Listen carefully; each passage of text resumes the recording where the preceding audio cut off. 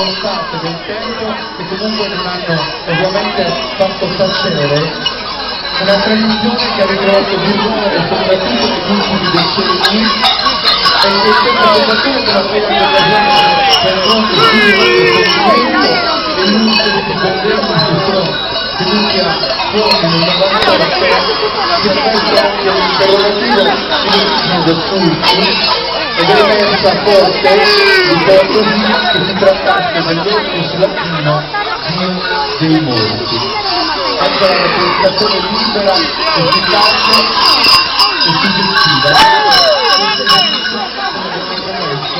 da risparmi per le piazze in nostro paese.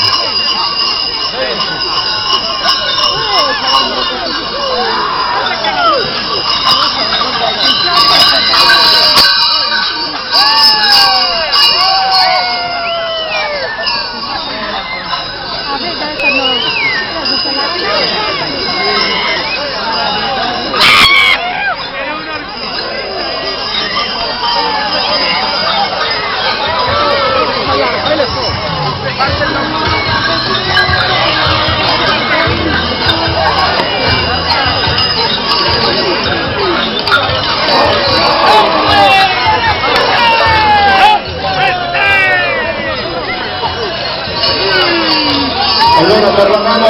dell'Associazione Culturale Luce Sepoltura, al Presidente è piacere che rivolgere anche i suoi saluti a tutta la comunità e numerosi ospiti.